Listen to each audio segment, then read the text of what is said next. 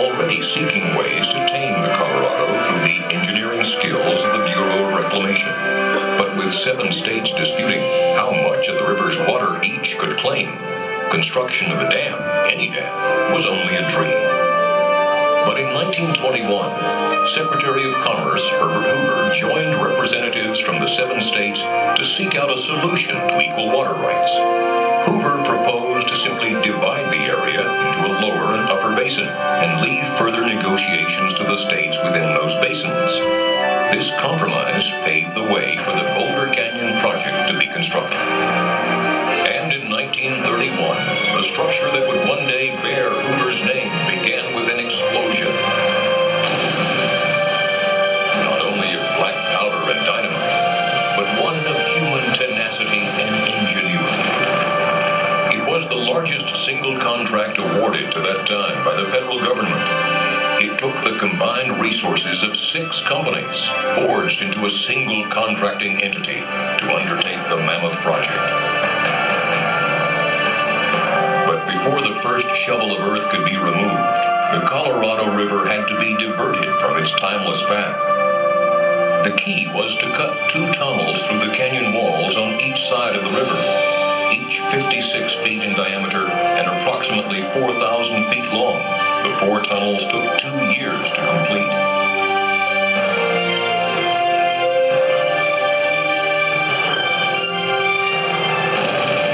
With the tunnels open and cofferdams in place, the Colorado River had no choice but to leave its riverbed and flow through the man-made corridors. With the river diverted, steam shovels dug through as much as 135 feet of silt, mud, and gravel to reach bedrock.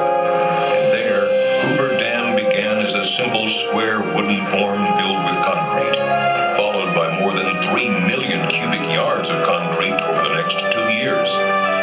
Add the adjoining structures, and enough concrete was placed to build a 4-foot wide sidewalk around the Earth's equator.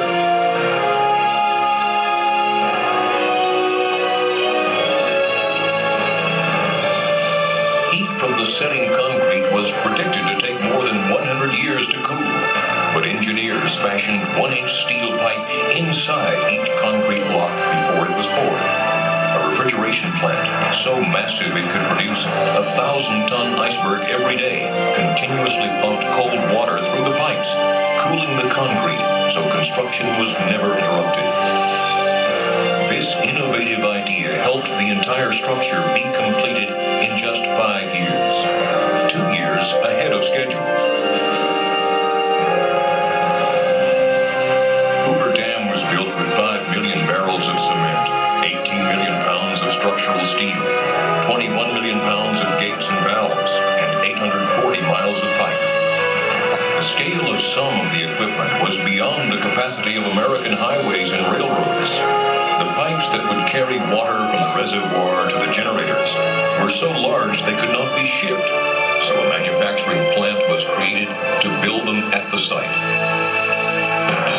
An infrastructure of highways, railroad tracks, and power lines had to be created to move men and materials from outlying areas to the dam site and to supply electricity for construction.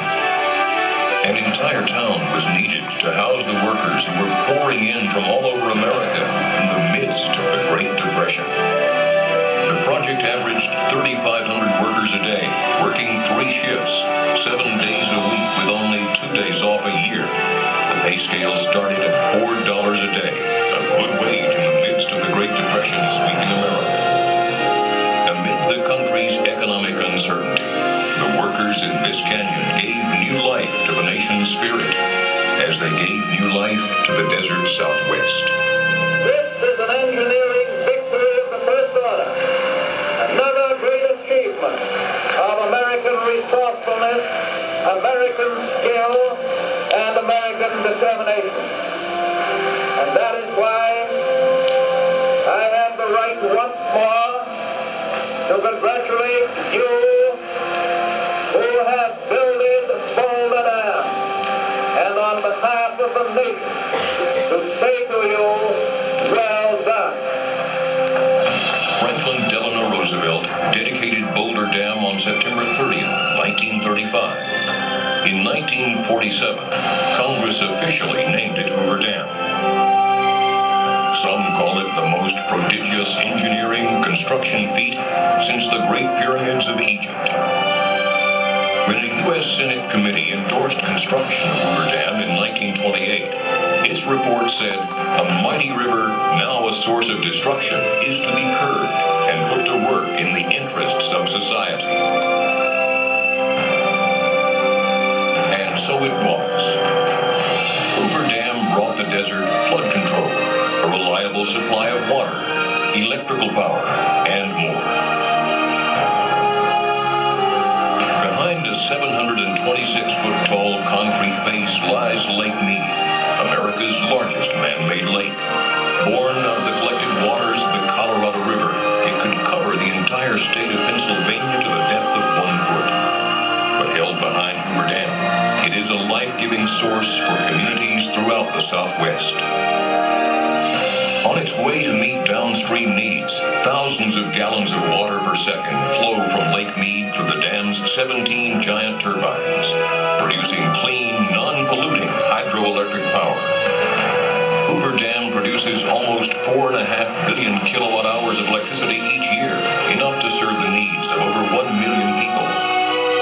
The sale of this power has repaid the entire cost of constructing Hoover Dam and continues to fund the yearly operating and maintenance costs as well.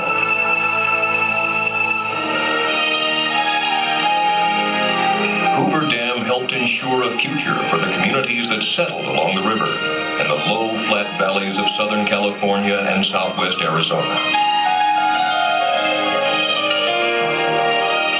In Las Vegas, Phoenix, Los Angeles, and other smaller cities, Colorado River water delivered from Lake Mead helps meet the needs of millions of people a year.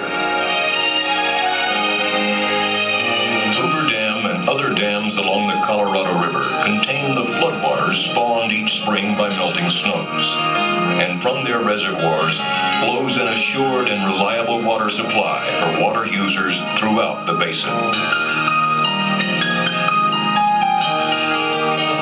Combined with the warm climate and rich soils of the lower Colorado River Basin, water from Lake Mead has created some of the most productive farmland in the country. Farms in Arizona, Southern California, and Mexico, irrigated by these controlled flows, produce over $1 billion worth of vegetables and fruits throughout the year for dinner tables across the nation. Clear reservoirs and controlled river stretches resulting from construction of Hoover and other dams have created year-round recreational opportunities at the National Park Service's Lake Mead Recreation Area and other locations along the Colorado River. Hoover Dam first helped create and now helps sustain the high quality of life enjoyed by millions of people in the desert Southwest.